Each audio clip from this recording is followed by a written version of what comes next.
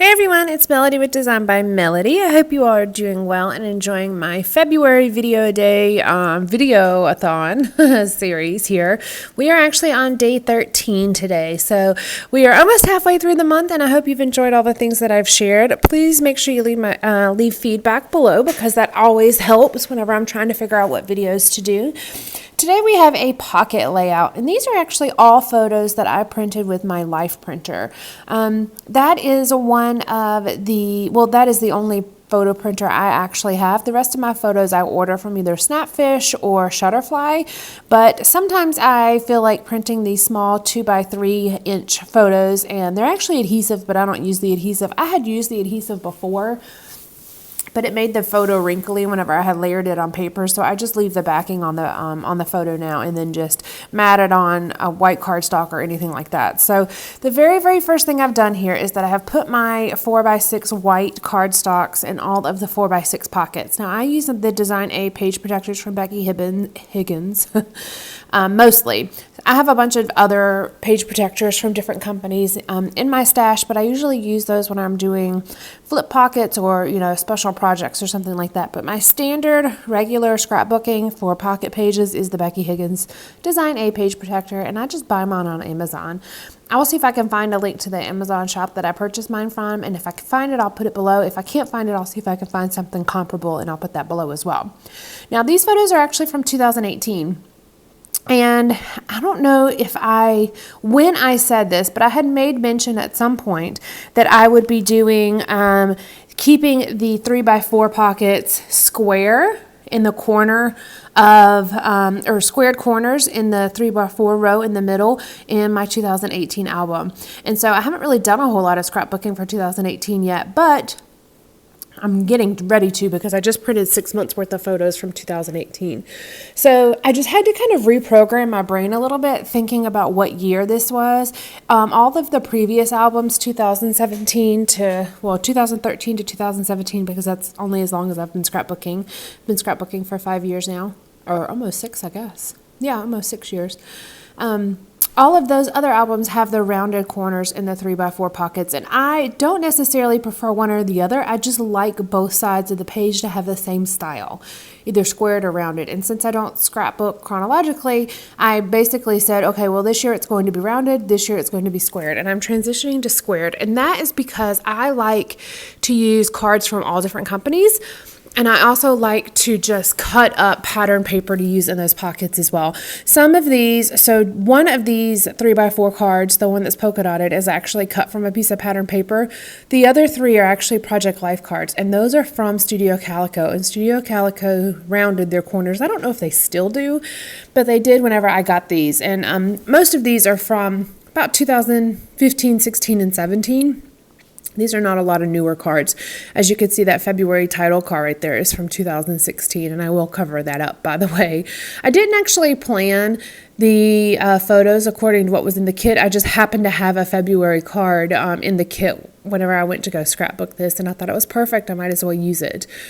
But I just have to cover up the 2016 that's in the middle of the B. But I will handle that. I've got plenty of alphas where I can do that, so we will make that happen. But how I'm handling the 3x4 pockets there that are in with the rounded corners is that I'm going to kind of do a little bit of card surgery here. I'm going to cut the cards basically in half, and then use my photo and tape them back together, essentially, with the rounded corners kind of in the middle of the card, and then I'm going to layer my photo over that seam. I saw somebody else do that. I cannot remember the Etsy, no, it was not an Etsy shop, it was a YouTube channel. I cannot remember the YouTuber right now, but she does that a lot, where she takes the rounded 3x4 cards. I don't know if she does it with 4x6, I'm sure you could do the same thing, but she takes them and basically cuts them in half, and then puts the middle of the cards on the outside. So I know that doesn't make a whole lot of sense, but you'll see me do it here in just a moment. You're going to trim it, and then you'll have the squared corners on the outside, and then the rounded corners will kind of be on the middle of the card with the seam. I'm going to show it right now. So I'm cutting the card like that. And then I'm going to put it together like, not like that because that still has a rounded corner at the top. But I'm basically going to flip the rounded corners around and have them be the middle of the card. Now, just to make this easy on myself, I went ahead and just cut a piece of white cardstock to 3x4 so I could make sure it all lined up perfectly. In theory, you should just be able to tape the edges together and be able to now have a 3x4 card. But just to make sure, for stability reasons and all of that, I went ahead and put it on a piece of white cardstock. So there you go. Now I have a perfect 3x4 card that does not have rounded corners, and that seam is just covered up with the photo. Now, the Project Life cards Studio Calico cards are slightly smaller than a 3x4 inch card. It's not a true 3x4, but it's close enough. And so I just kind of trim my white cardstock to kind of match that. And then I put a little bit of a white border on the top and the bottom of my photo. And again, since it's not a true 3x4 card, I am actually going to have the photo reach all the way from side to side. I just have to trim the photo down a little. Now this one I kind of did a little backwards because I meant to have the oh yeah at the bottom, but then I trimmed off the top instead of the bottom, but it's okay. I just end up with a little bit of a bigger gap in the middle, which is totally fine because my photo is 2 inches tall, so it definitely covers up that gap. So you can see that. You can actually see that one a little bit better because there is such a large gap. You can see what I mean. So the rounded corners are in the middle of the card. There we go, and I'm just covering that up. So now I have squared tops and bottoms. Now I did have a 3x4 card to the right that's like that peachy pink color with these little white bows on it. But I actually had a piece of paper and my 6x6 pad from Studio Calico that was the same print.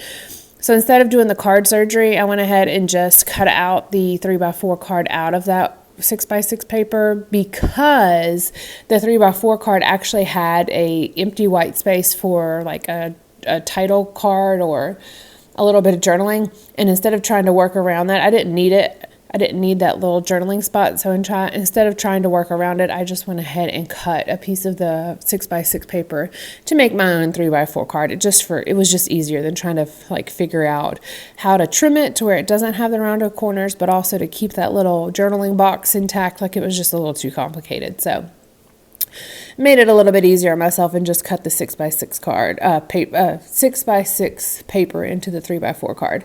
If I didn't have that paper, I very easily could have done that. If there's an easier way, why not take it? And then of course I have that 3x4 card to use in some other project on some other time.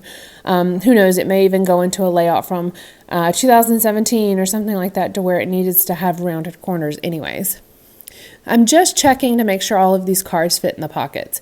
So because I'm now kind of making my own cards more so than I have before, I just have to be aware of whether they will fit in the pockets that I use.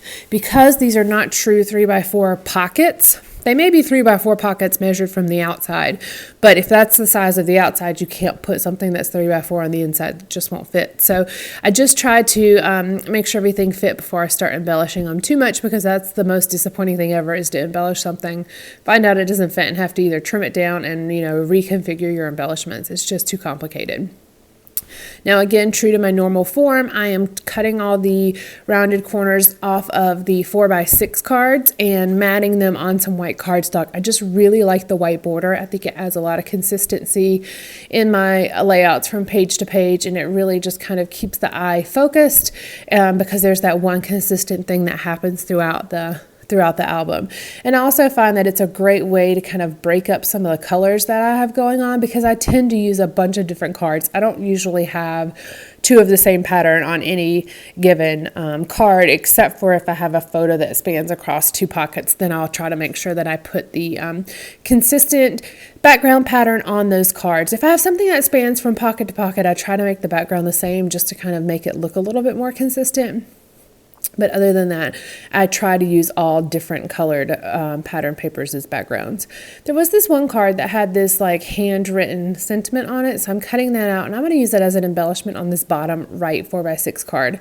I have two photos that are going to go on this card, and so I thought it would be nice to kind of use that large sentiment area as a die cut and kind of separate those two. So because these are printed from my Life printer, they don't have a white border. I'm not sure if there's a setting that you can mess with to get the white border or not. I'm truly not that savvy with that printer. It's not difficult to use, but I haven't really explored all the different settings. I've just kind of like figured out how to print, and then that's all I do. I just print. And it makes it easy. I don't have to, wait a super long time or anything like that. I have my photos right there and ready. Now, if I was better about printing my photos, I would print them monthly and then, be consistently getting photos in every 3 or 4 weeks. That would be ideal, but I have so much going on, like so much. I always strive to be better and be more organized. And then it's just like, I have a million things on my plate at all moments in time. If you saw my to-do list right now, I was making my to-do list yesterday, and it kept getting longer and longer and longer and longer and longer and longer. You guys saw in my vlog that I did my little to-do list pad. Well, yeah, now it's in a spiral bound notebook because it's gotten quite so long. I was just kind of sitting down. I was working, and anything I would think of that I need to get done, I wrote it down. And now I'm on page 3 in the spiral bound notebook, and I know that's a lot, but I was literally writing down every single thing that I need to remember to do, everything. For instance, I have somebody who asked me if I could make them a Valentine's Day card that they're going to purchase from me. I was like, yeah, definitely. And then I forgot about it. Well, Valentine's is I'm actually recording this. So it's day 13, but I'm recording this on the 11th. So I've only got a few more days, but I need to get that done. So anyways, that was very much a side note and sidetrack there. I'm looking at these rub-ons, trying to figure out if I can, make them work. So there's this large one that is basically journaling lines with a border. So I'm going to do a little bit of something different. I'm going to put the journaling lines on a piece of white cardstock, and then I'm going to put the border directly on the back, the border on the card itself.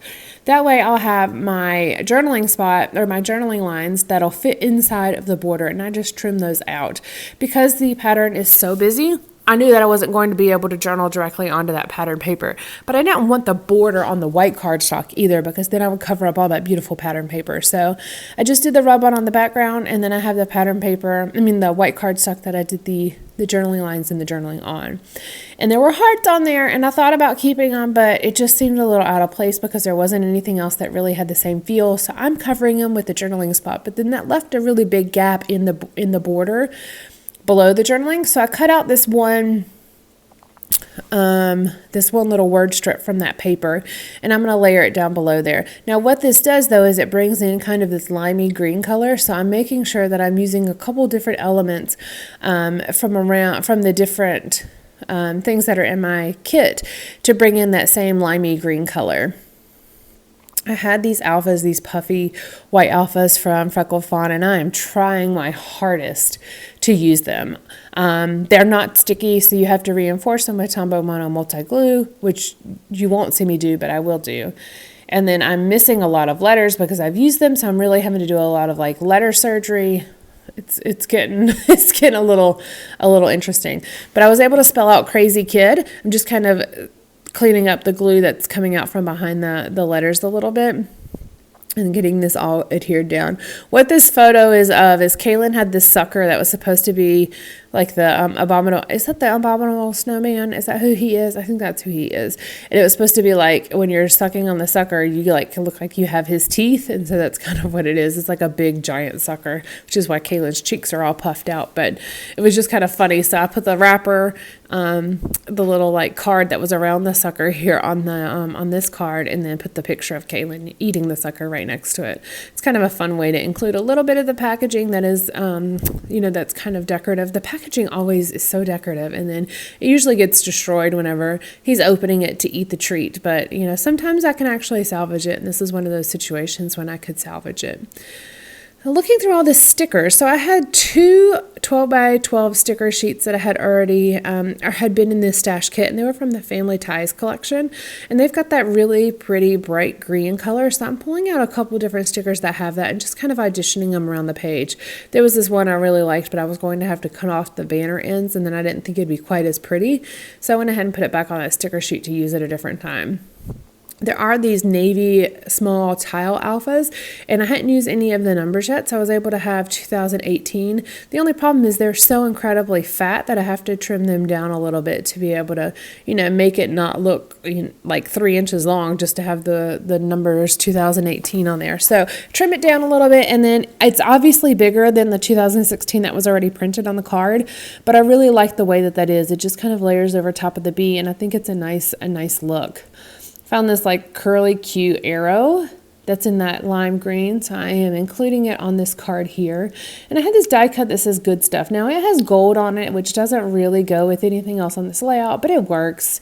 The navy goes, and it works just fine. So I'm going to include that, and I am going to go through the die cuts that I have in the kit here soon. I've been making a lot of my own die cuts with either cutting out cards or using more stickers and rub-ons, but I do have a lot of die cuts that are still left in the kit. So I'm going to go through here in a moment and get a tag and layer it on that top right card because it just has such a large empty space.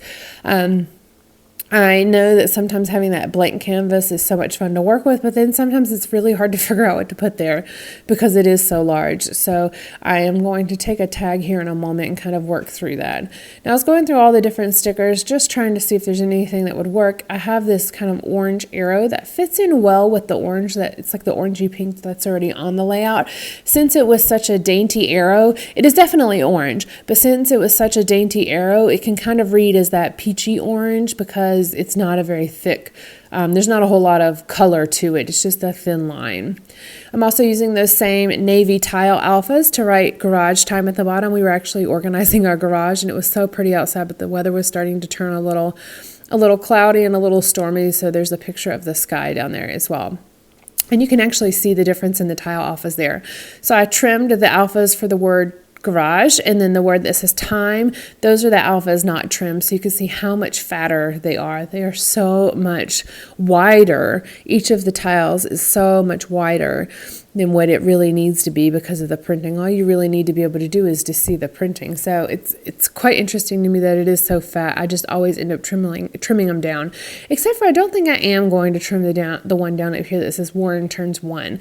This is a picture from his birthday party, which I was not there when he turned 1. I was there when he turned 2. But my sister had sent me some pictures, and so I took them and printed them so I could include them in this album. Just kind of looking through those die cuts again. I have a ton of pink die cuts in this particular stash kit. But there are a few that are more along the peachy tones. So I'm pulling those out and using those a lot on this particular layout to just kind of work with the overall color scheme. I don't scrapbook by color, but I do try to make sure that I have color balanced across all of my page. So that's why I'm looking for a particular color when I'm looking through the die cuts. I think whenever I was making this kit, I actually did pull out the pink little color bin. That may have been the only time I had used my color bin, how I had my die cuts stored by color, but I pulled out those, and I think that's why there are so many pink die cuts in this particular kit. I mean, there's a ton, and they're almost all pink or some variation of pink. So I think that's how I had made this kit. Now, this kit I made over a year ago, so I don't remember making it, but I feel like that's what I did just based on what is in the kit, because it's a random array of die cuts, not all from one collection and not all from one manufacturer, but they're all kind of that same color tone. Going through the little drawers that I keep on my desk, I've been using these quite a lot here. I had to at first remember that they were there, so I had to make myself, pull the drawer out and use them. But once I remembered that the die cuts, that I had a label drawer, I have a little bits drawer, I have a die cut drawer, I have a chipboard drawer. Once I remembered that it was on my desk, now I'm being much better about using it. It's actually really nice just to have that little drawer. I can kind of sort through it, pick out what I need, and stick it back in there. So there's a little white piece that says date on it at the very top, and that was actually just a little scrap that was trimmed off of a tag, I believe, that I didn't use. So I'm using it here. I'm putting the date on it because this Project Life spread actually covers 2 weeks, I think. I think it's 2 weeks. And so I'm putting the dates up there on that little date tag, and then that way you'll know what all of these photos actually reference, what time period they actually reference. Once I get this kind of done, I'm going to look overall, see how it is, start to clean up just a little bit to see if there's anything else that I need to add. This is kind of my process.